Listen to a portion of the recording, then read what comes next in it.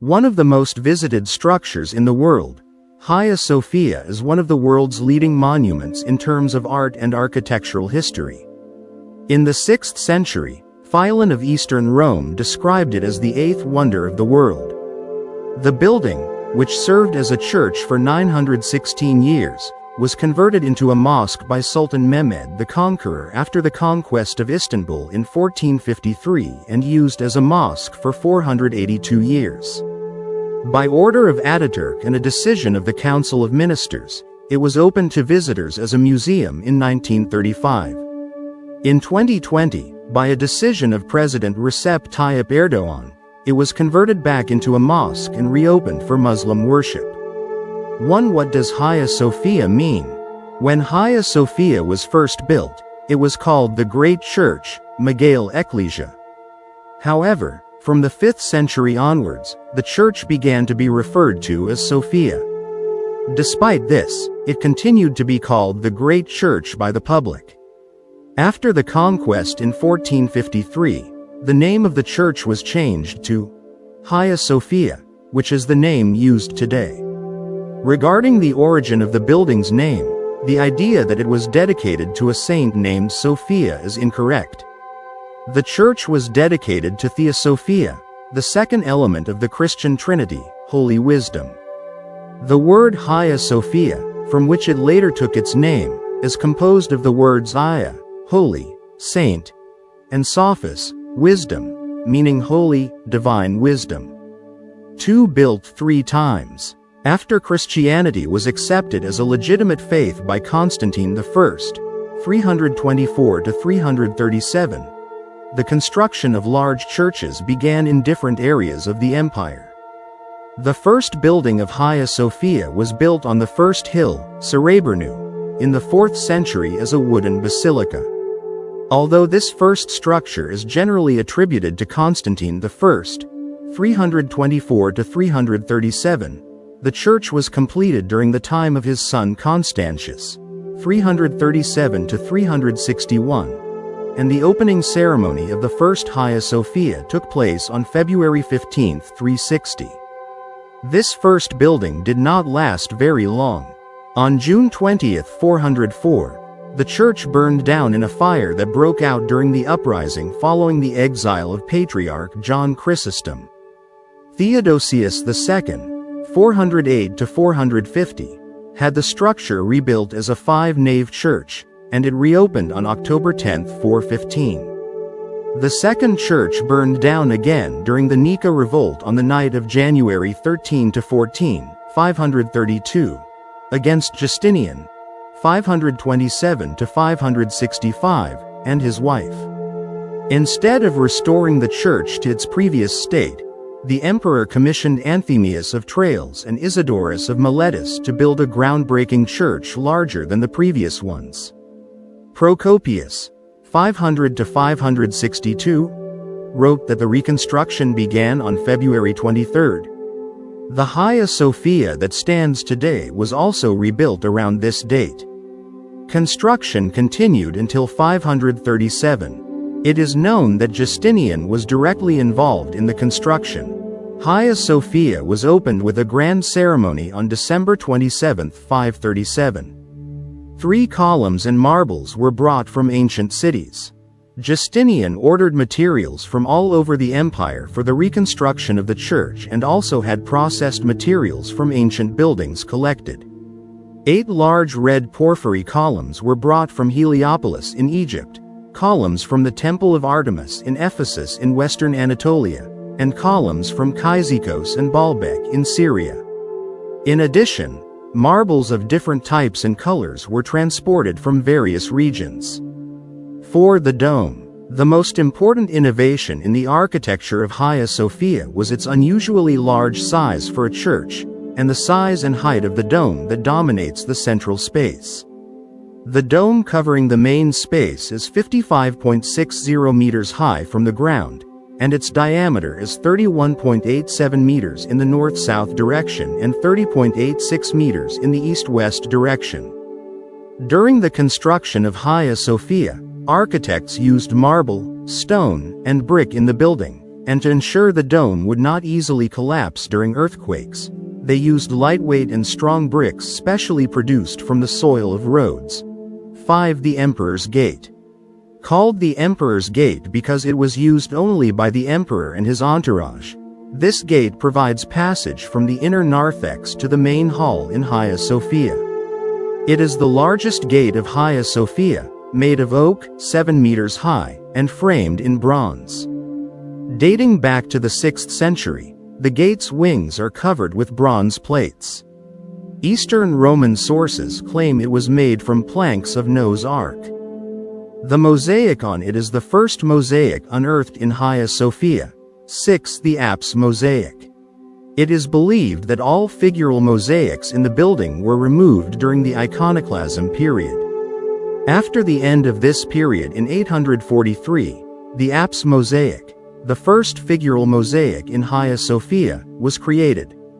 In the mosaic, Mary is depicted in the center, seated on a throne adorned with precious stones and cushions, holding the infant Jesus in her lap. 7. 2 angels in the apse. On the right side of the apse is a depiction of Gabriel, and on the left is a depiction of Michael. While the depiction of Gabriel has largely survived to the present day, only the tip of the sacred wing and part of the foot of the depiction of Michael remain. It is thought that the depiction of these 2 angels was added to the apse in the second half of the 9th century. 8. Viking inscription. In the middle of the south gallery, on the marble railings, there is a Viking inscription that appears to date from the 9th century. This inscription reads, "Halfdan was here." It is thought that the inscription was written by a Viking soldier who worked as a mercenary in the Eastern Roman army. 9. Mosaic of Leo VI. This mosaic, dating to the 10th century, is located above the Emperor's Gate. In the center of the scene, the depiction of Jesus holds an open Bible in his left hand. With his right hand, he blesses Emperor Leo VI, 816 to 912, who is depicted prostrating himself at his feet. On the right side of the mosaic is a medallion depicting the Archangel Gabriel, and on the left side is a medallion depicting the Virgin Mary. 10. The Presentation Mosaic. Located above the beautiful gate on the south side of the inner narthex. This mosaic, situated above the ceremonial gate used by the emperor and his family, was uncovered by Fossati in 1849 during the restoration of Hagia Sophia. The panel, composed of gold mosaics, depicts Mary with the infant Jesus in her arms. To Mary's left is Constantine, holding a figure symbolizing Constantinople, and to her right is Justinian, holding a figure symbolizing Hagia Sophia.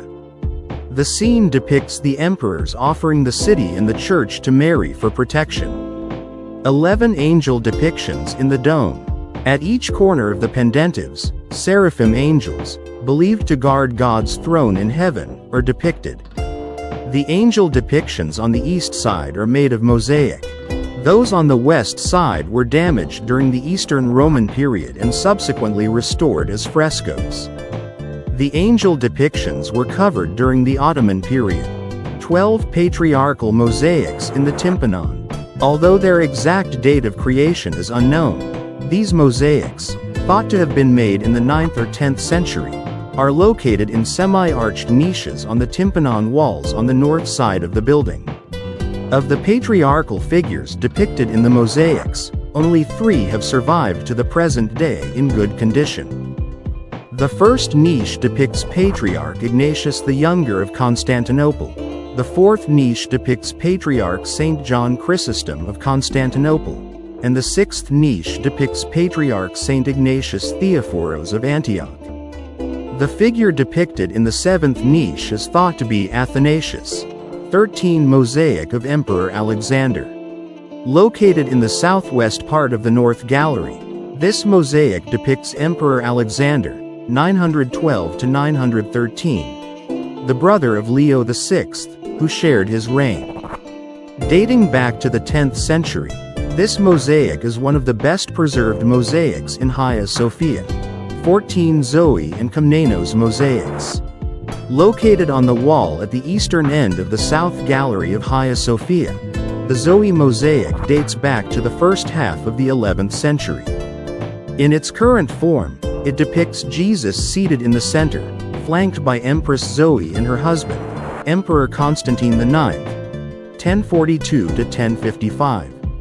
Although the current mosaic features a depiction of Constantine IX, it was probably first created during the reign of Zoe's first husband, Romanos III, 1028 to 1034.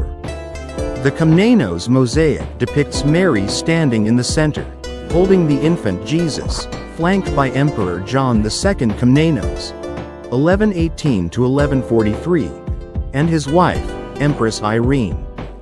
Their son, Alexios, is depicted in the right section of the mosaic. It is generally accepted that the subject of these two mosaics is the donations made by the emperors to Hagia Sophia. The money bags held by the emperors in the mosaics serve as evidence of this. 15 Tombstone of Commander Henricus Dandolo. Located opposite the Daisies mosaic, this tombstone belongs to Commander Henricus Dandolo, who led the Fourth Crusade and died in Constantinople in 1205. 16 Daisies composition.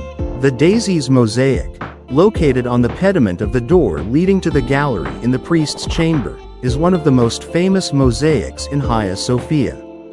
Although there are differing opinions on its dating, the mosaic, accepted as having been made in the 13th century, is considered an important starting point in Eastern Roman painting. In the mosaic, Jesus is depicted in the center of the scene, with John the Baptist on his right and Mary on his left. Mary and John the Baptist are depicted as praying to Jesus for the forgiveness of humanity on the Day of Judgment. These three figures reflect the art of Hellenistic painting. 17 Omphalion. The Omphalion, the room where emperors were ceremonially crowned in the Eastern Roman Empire, is an area where different colored and sized circles surround a large marble circle, and where the parts where they connect are decorated in the opus sectile style. 18 Dilik Sutunu, Ortasi Oyulmas Kuzabati Yanandeki Sudan, Terlian Sudan Ya da Dilik Sutunu Olarak Adlandrilayor. Sutunla Ilgili Berkak Soylans Var. Bunlardan Bareen Gor. Imperator Eustinianus. Sidetli bir ba agresi isarizende yapayi dolasırken bu sutuna yazlandici enda basenin agresini gektijini fark eder ve bu ole halk arasında duyulunka. Bu sutunan sifa verdicin ananılmaya baslanir. Bir diger soylansay gor. Yapi kamiye savrildikten sonra burada kalinikak ilk kuma namazında yapinin yonu kabi donak olmadici isan namaza baslamamamas ansik o sırada. Hazir aleyhisselam, gelmas ve bu sutundan guk alarak yapinin yanunu kabi savrmai kalasir.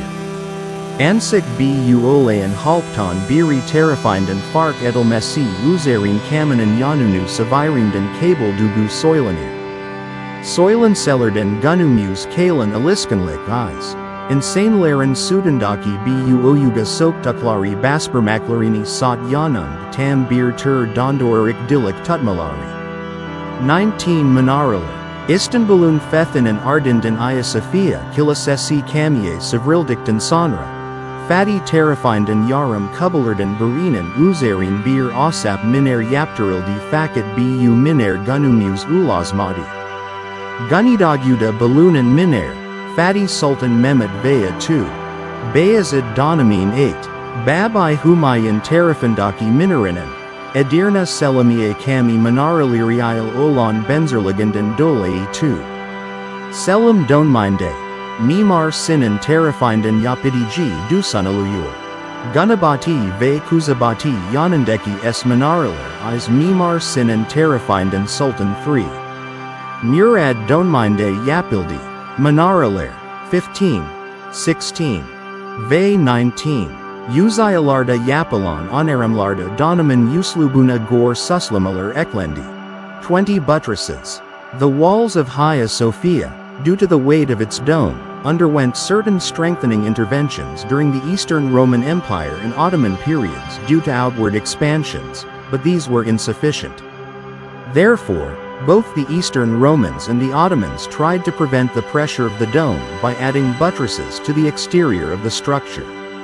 Architect Sinan solved this problem by supporting the structure with arch additions and heavy buttress walls in the spaces between the piers and side walls supporting the dome.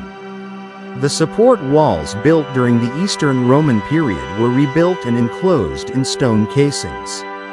A total of 24 buttresses were built, some during the Eastern Roman period and some during the Ottoman period. 7 in the east, 4 in the south, 4 in the north, 5 in the west, and 4 in the Weight Towers. 21 marble cubes. 2 cubes made of monolithic marble, found in the ancient city of Pergamon and dating back to the Hellenistic period, were commissioned by Sultan III. It was brought to Hagia Sophia during the reign of Murad. The lower parts of the jars have taps. These jars, which could hold 1,250 liters of liquid, were used to distribute sherbet during religious festivals and Eid prayers. 22 minbar. The minbar, built during the reign of Sultan Murad III, is located to the right of the mihrab. Dating back to the 16th century, the minbar is one of the finest examples of marble craftsmanship from that period. 23 Hunker Mafili. Sultan Ahmed III, during the period when he had Hagia Sophia completely renovated, commissioned the Hunker Mafili in 1728, according to his own taste. This Mafili was replaced with a new one in 1847 during the maintenance and repair work carried out by Sultan Abdulmesid. The Hunker Mafili consists of a hexagonal section supported by 5 columns and a corridor also supported by columns. The lower part consists of a marble openwork balustrade panel. Above it is a gilded wooden lattice.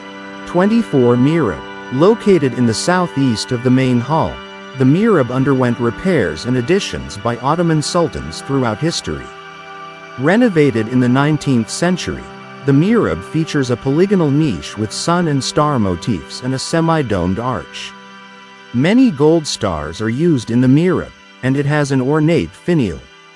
On either side of the mihrab are candelabras brought from the palace church of King Matthias I of Hungary during the conquest of Buda in the Hungarian campaign of the reign of Suleiman the Magnificent, 1520 to 1566. 25 tiles surrounding the mihrab. Tile panels are located in the corridors to the right and left of the mihrab. On the left, there is a tile panel with plant motifs from the old Sultan's box, made of 16th century Iznik tiles. The panel on the right depicts the Kaaba in 8 parts and the tomb of Prophet Muhammad. 26 calligraphic panels in the mihrab section. On the right side of the mihrab are calligraphic panels belonging to Ottoman sultans. From top to bottom. 1. Calligraphic panel, commissioned by Sultan Mahmud II, 1808 to 1839. 2. Calligraphic panel, commissioned by Sultan Mahmud II, 1808 to 1839. 3. Calligraphic panel, commissioned by Sultan Ahmed III, 1703 to 1730. 4. Calligraphic panel, commissioned by Sultan Mustafa II, 1695 to 1703. 5. Calligraphic panel, commissioned by Sultan Mustafa II, 1695 to 1703. On the left side are works by Mehmed Yesari and Sheikhul Islam Veliuddin Effendi. 27 Fountain. It was built by Sultan Mahmud I during the repairs and construction of additional buildings in Hagia Sophia, 1740 to 1741. It was constructed on a large scale in the area between the primary school and the entrance, in the region of the western entrance which had been unused for a long time. The fountain has a portico with 8 pointed arches with wide spans, supported by 8 columns with muqarnas capitals. In the center of the structure is a marble water pool with 16 sections. In the center of the pool is a marble fountain centerpiece. A small dome rises in the middle of the wooden eaves. The interior of the dome is divided into sections with gold gilded moldings on a blue background. The general architecture of the building adheres to the traditions of classical Turkish style. The ornamentation includes motifs in accordance with Turkish art style as well as motifs made in the Baroque style. 28 Sultan Mahmud I Library.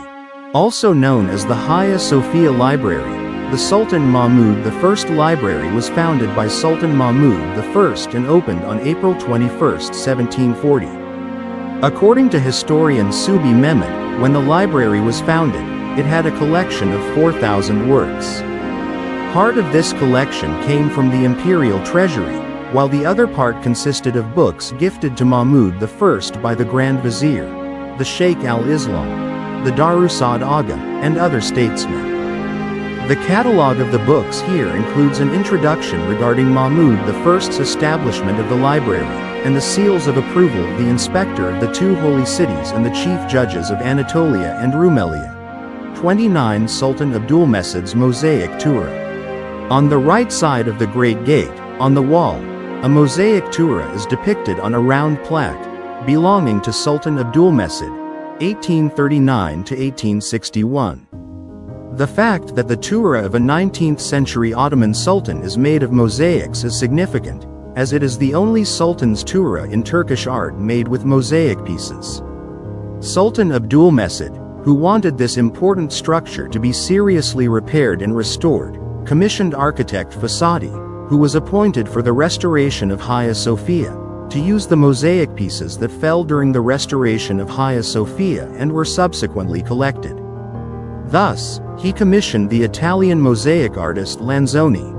Lanzoni created Abdülmecit's Tura on a round plaque, within a background covered with gold pieces, using colored mosaic pieces. At the time it was made, this work was not placed anywhere and was forgotten. After many years, this work was found in the Topkapi Palace Museum's storage. Later, the Tura, imperial seal, was placed on the side wall of the main entrance, known as the Emperor's Gate, which opens into the main hall of Hagia Sophia. 38 large calligraphic panels. These panels were written in gold leaf on a green hemp background by calligrapher Kazasker Mustafa İzzet Efendi during the renovations carried out between 1847 to 1849 in the reign of Sultan Abdülmecit, 1839 to 1861. The 8 panels, bearing the names of Allah, Prophet Muhammad, the 4 caliphs, Abu Bakr, Omar, Osman, Ali, and the grandsons of Prophet Muhammad, Hassan and Hussein, are known to be among the largest calligraphic panels in the Islamic world. It is known that the panels in Hagia Sophia, which underwent changes after the conquest, changed according to the wishes of the sultans who came to power. The diameter of the giant panels is 7.5 meters, and the thickness of the letters is 35 centimeters. And perhaps the most terrifying thing is this. This story isn't just an event from the past. Human history has shown us the same thing time and again. When power, ambition, and fear come together, even the greatest cities can be destroyed in a few days. The civilizations that stand today are built upon what was once thought indestructible. And who knows? Perhaps even the world we live in now will be remembered in the future only as a ruin, a legend, a warning. History records not only the winners but also the vanished. And sometimes, the greatest lessons come from the greatest destruction. If you are interested in such true stories, remember, each video is actually a door to the past. And behind that door, there are countless secrets waiting to be discovered. Don't forget to like the video and subscribe to the channel. Because there are many more stories to tell, and some are much darker than what you've heard.